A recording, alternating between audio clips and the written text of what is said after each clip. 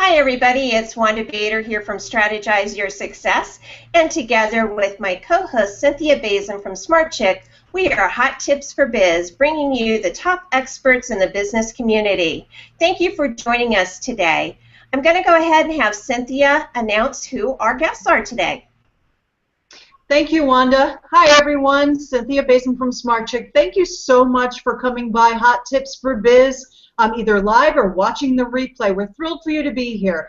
We have two people joining us today. We've got Linda Mastriani of SpeakingAutism.ca. She's our guest host today. Thank you, Linda, for being with us today.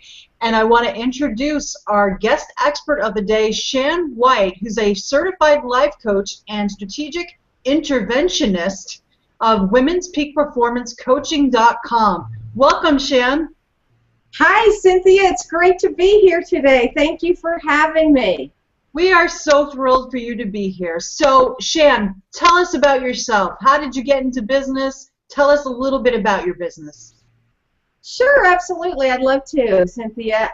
I actually got into business now coaching women on the things that, quite frankly, Cynthia, I failed at miserably. So I am a coach to women. My specialty is working with women that are dealing with transitions in their lives. So it could be a transition of starting a new career. It could be starting a new business. It could be starting a new life on the heels of a divorce. And quite frankly, as I mentioned, I failed in all of those categories miserably in the past. And my mission in life was to be able to figure out what it was through my coaching training through the Tony Robbins School, what it was I was doing to sabotage myself in relationships and business. And then, more importantly, I wanted to go on and to be able to help other women, since that is my sisterhood. That's awesome. You know what? And we share a common passion, helping women. So we're excited for you to be here, everyone. We're here with Hot Tips for Biz with Shan White, and we're excited for her to be here. All right, Shan, I know we're going to be talking a lot about mindset today, so I'm going to jump into our first question, which is going to be me asking it of you.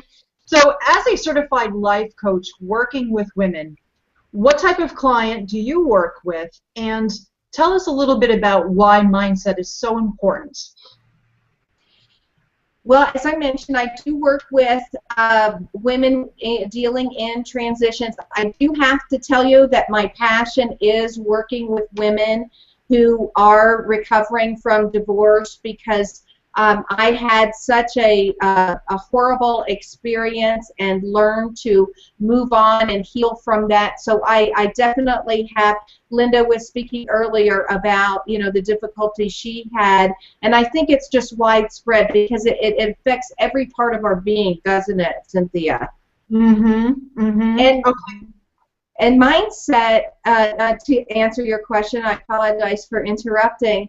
Mindset, in my opinion, is so important for the following reason. And before I do so, I do have to give out a shout out to any of you that know Fabian Fredrickson with Client Attraction. By the way, anybody that's in business that wants to attract more clients, she is fabulous, and so I do have to give her a great deal of credit, because a lot of which I learned about mindset came from her.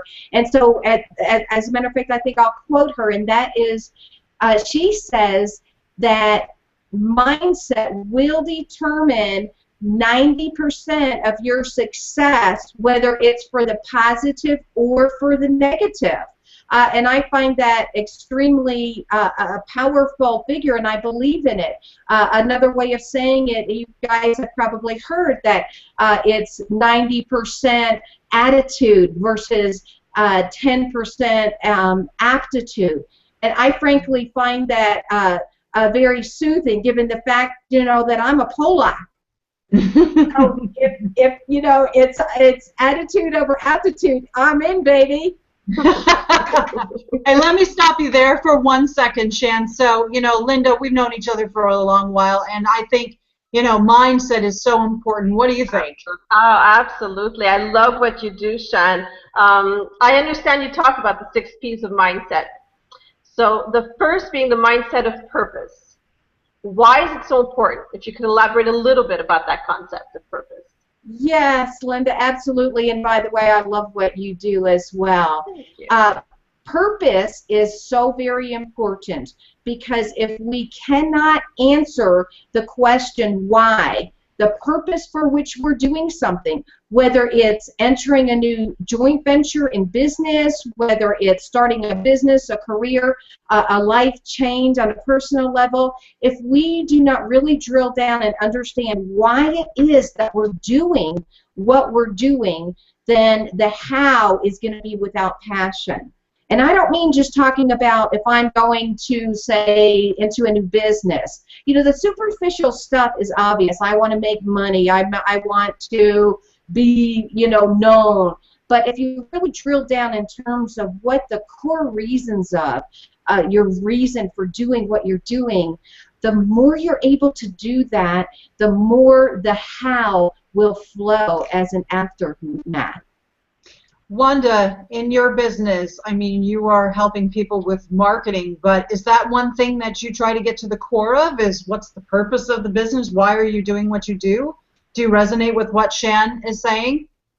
Absolutely, because, you know, like Shan said, obviously we're in business to make money, but if you're not passionate about what you're doing, then what's the purpose behind the money?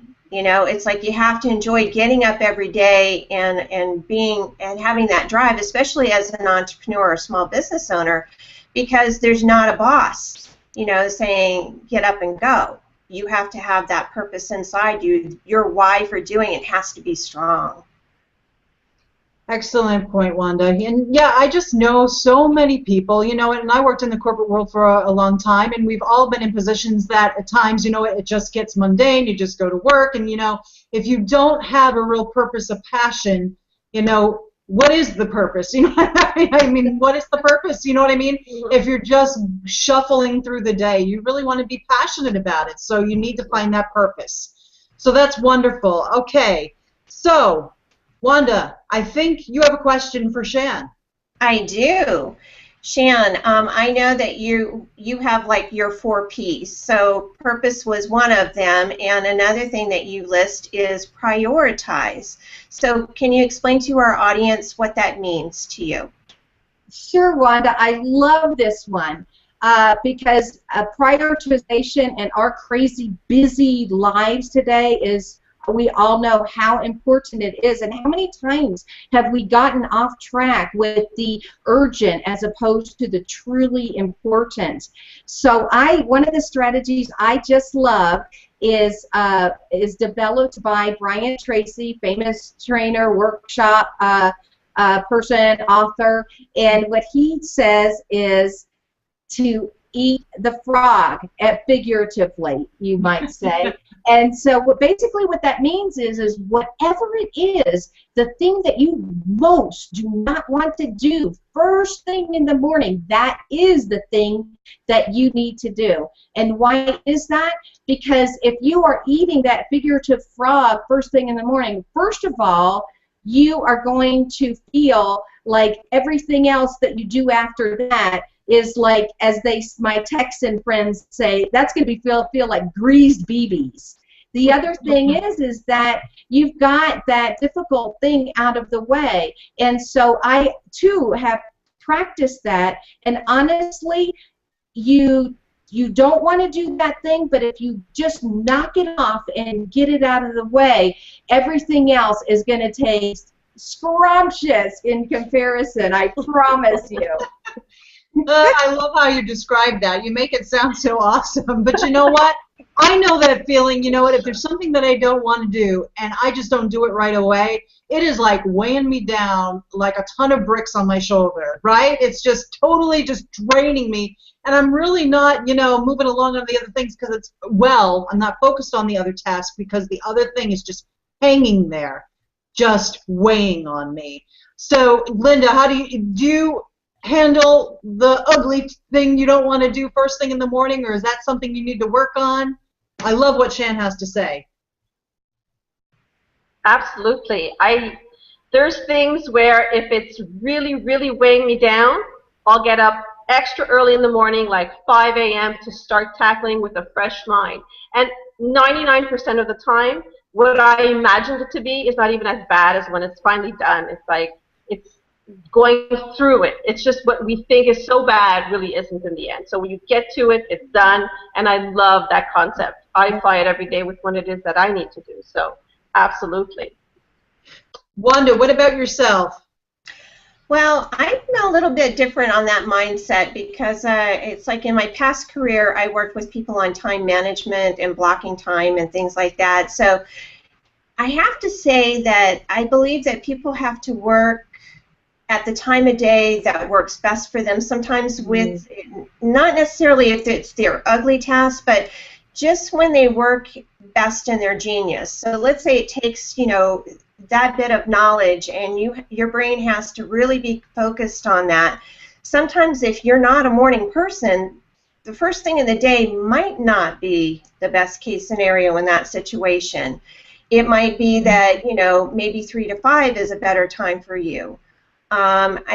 There's a, you know, that's just my way of looking at it, because sometimes being not a morning person, I mean, I get up early, but I can tell you, don't talk to me first thing in the morning, and I also don't work in my genius necessarily first thing in the morning, but I do have peak times of the day that my energy level is different, my chemistry level in my brain is different, and sometimes those are times that I tackle certain tasks. What do you think about that, Shan? What Wanda has to say?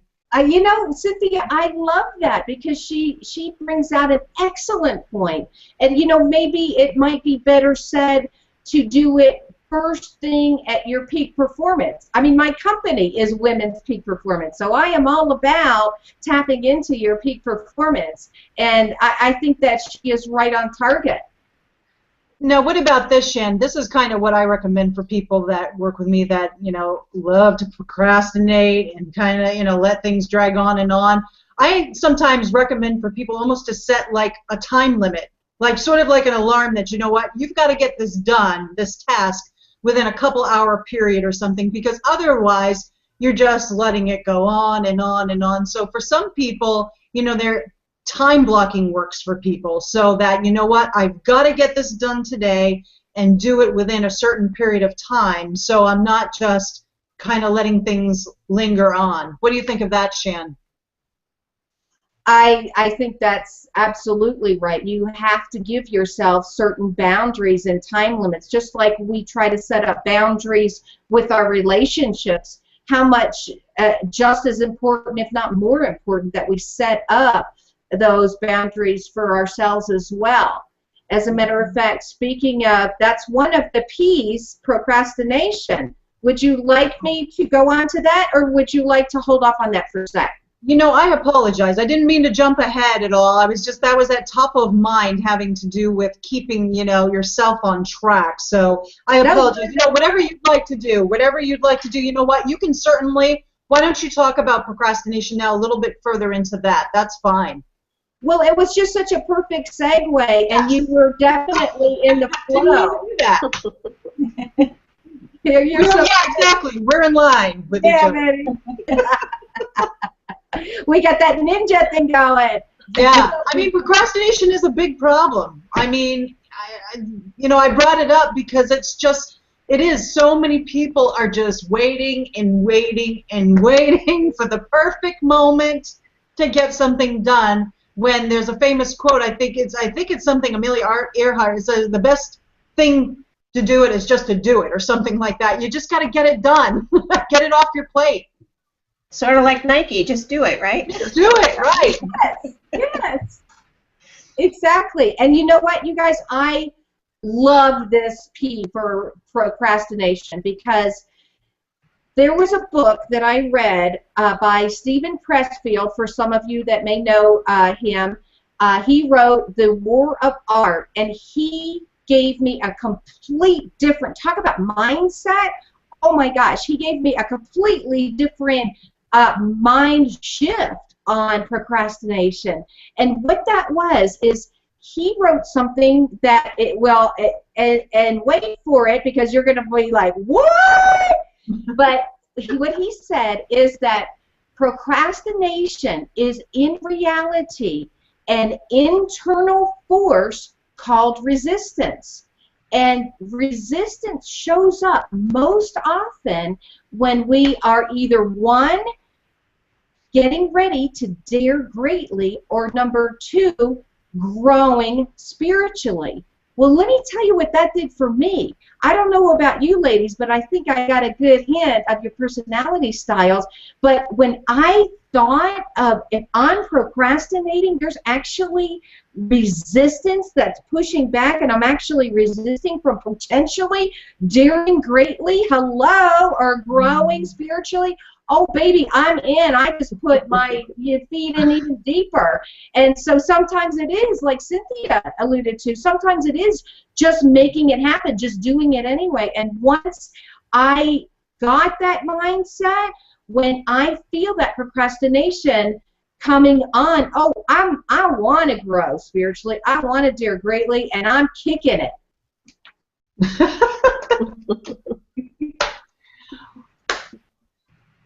I love your attitude, Shan. I love it. You know, I mean, I could ask you a million questions, but one, did you have any additional thoughts for Shan on this? On procrastination, absolutely. I will tell you that I work with a lot of people who can identify with that. I mean, we all can identify with it, but I'm kind of the anti-procrastinator. I just like getting it done. I'm like you, Shan. It's just like, you know, throw me a challenge, take me out of my comfort zone. I live for that stuff.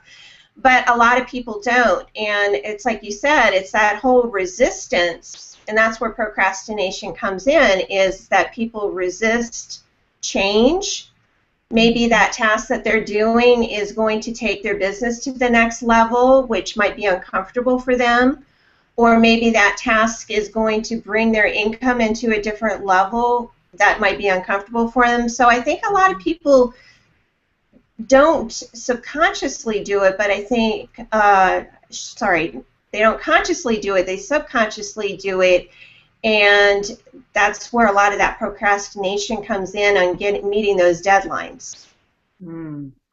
You know, and the thought I have, and Linda, I know we talk a lot about, and you work with clients too, and I don't know if you agree with this or not, kind of doubling up here with you and I, but there's so many people that just lack of confidence in themselves. You know what I mean? Absolutely. You know, they have the positive mindset, but to actually do it is that, you know what, that fear, you know, that confidence level. Right? I was just going to add to it. It's that fear of the unknown. Yeah. So the resistance and the procrastination is fear of the unknown, of stepping out of your comfort zone and into the unknown. So the majority of the time, that's where growth and change does happen. So the resistance from within is absolutely because of that. There's that fear of the unknown. So yeah, definitely going through it. See, Linda and I are on the same page too. See, we're all on the same page. We're all thinking the same thing. So Shan, can you give us just a little bit of insight? Because mindset is so important, but without the confidence to move forward, you know what I mean? So I'm sure you deal with women that have a lack of confidence because of things that have happened to them. Can you give a little tidbit of, you know, of tips of, you know, what if your confidence is lacking? How do you work with people to kind of build up that confidence so that you can, you know what I mean, stop procrastinating?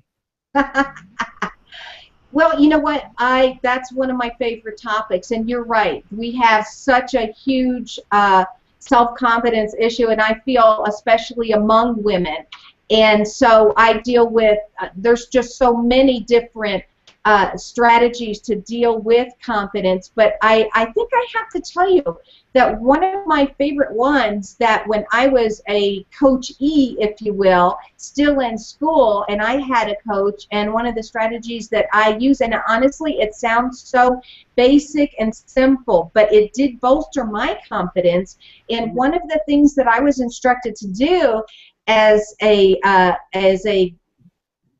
mock client, if you will, at the time with my coach, is she said, Shan, what determines your worth? And of course we went through the whole process of, you know, is it external things? Are you valuable because you're pretty, or you have money, or you have a great job, a great car. And of course, we come to the conclusion that none of that determines my internal value or worth as a human being, as with all of us women, and all of us men and women, of course.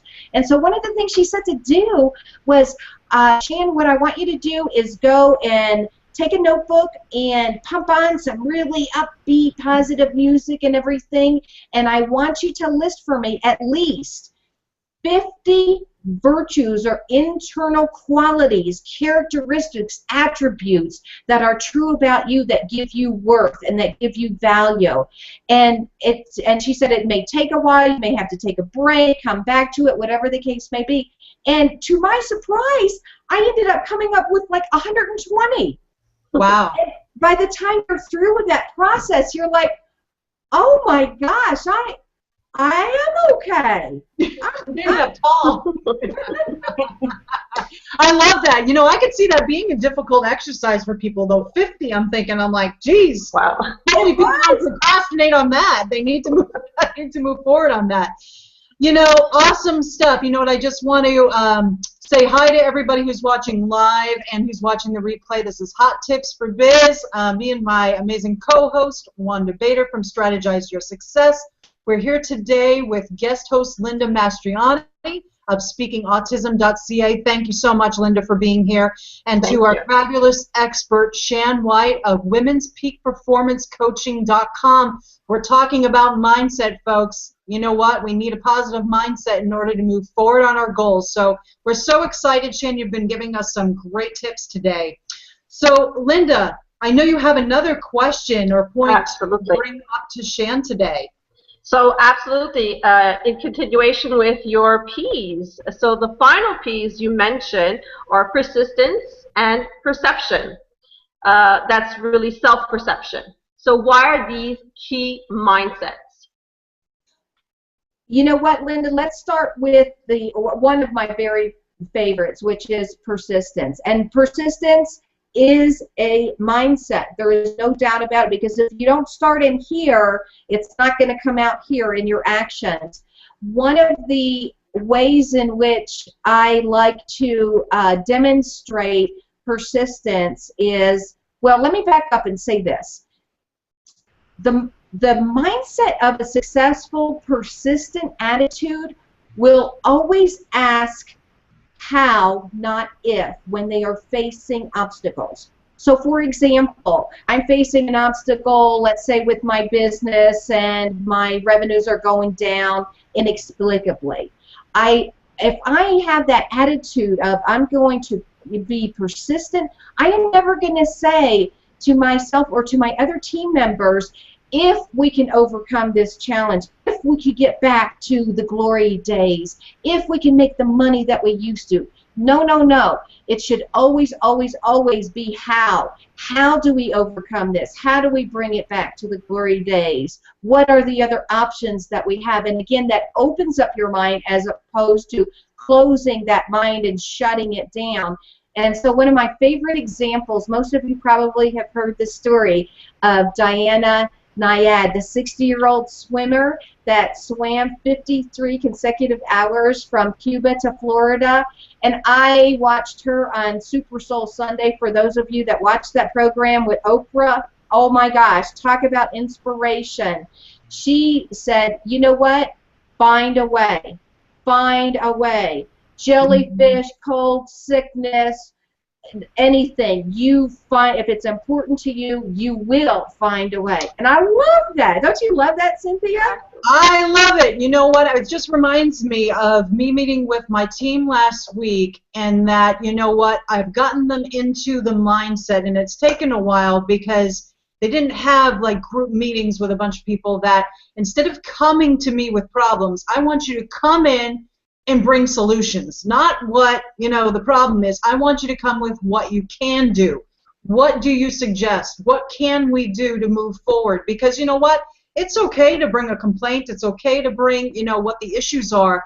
But I want you to go beyond that. Tell me what the issue is, and I want you to focus on how we can move forward, not just the issue. And then, you know, I want you to be a yes person, not a you know, a complainer or that, you know, trying to throw it out for other people to try to solve your problems. You're a leader. There's things we can do. Bring it on. Bring on what you can do. So I love what you say. I love what you said. That is awesome. Great Yeah. leadership, by the way. Oh, thank you. You know what? We've got to train people to think for themselves, empower them, because it's so easy for people to just throw, you know, issues, problems, whatever you want to say, onto even the expert. And that I think the best experts, the best leaders, help you think for yourself. So what do you think of that, Linda? Absolutely, and I think it's important to have that positive mind that, like when we go back and you come across an obstacle, having that open-mindedness to say, okay, well, I'll be able to find a solution, or what is the solution? What can I do? What can I bring to the table to rectify this and move forward? So the positive mindset is absolutely very important in that. Right. And, you know, like, Wanda, you know, just to add on that, I love your perspective on it, because, you know what, as much as we would love to have our clients forever and ever and a day, someday they're going to have to move on and think for themselves. So they've got to be able to think for themselves and be able to move forward, right? Yes, I'm all about teaching yourself how to do things too, because that's how I learned. And I'm constantly learning, and I love it because I'm like, okay, this is a new technology. I have to figure out how to use it, because I either have to explain it to a client or I have to use it in my own business. But it's, you know, I tell people, if you get stuck, that's cool, but try to figure yourself out. Try to figure it out on your own. Do research. I mean, we are in a day and age where there are so many answers that are at our fingertips, and Right. I love that. I mean, you know, we didn't have these options 25 years ago. Right. And it's all part of persistence, Shan, right? You know what? You know, in order to be persistent, you're always going to come against challenges. So you have to be able to do your due diligence and be able to move forward. You know what, Shan, I don't mean to rush you. This 30 minutes is going by, so we need to rock and roll. Yeah. We need to rock and roll. So touch on perception for us. You bet. Well, let's make this really quick, Cynthia. Perception, i.e. self-perception, especially negative perception, is the universal human experience that says I either have no worth or that I'm not good enough. And that amongst us women is so important. And so the very last quick tip I'm going to talk about how to deal with that is just to simply start auditing your internal self-talk in terms of, I'm going to be honest, you know, because all of us do it. Let's just admit it. We say things to ourselves that are unkind, that we would never say to our best girlfriend. Oh, I'm so stupid. Oh, I can't do this. Oh, I'm not pretty enough, good enough, rich enough, whatever. The beginning of awareness is to be able to change that. You must first be aware of it. So do yourself a challenge and do a self audit on your mental thinking. Love that. I love that. Love that. Love that. You know, we do have another minute or so. Linda, as far as self-perception, because you know what? You deal with parents, you know what I mean, that are going through difficult times, right? So what, in your coach, so what are some of the tools that you help people to change that mindset, that self-perception? I'd love for you to share. One thing that I do with my clients is I ask them to write a gratitude journal. And a gratitude journal is just to be grateful for the things that they do have in their life, but as well as who they are as individuals and what they've given back.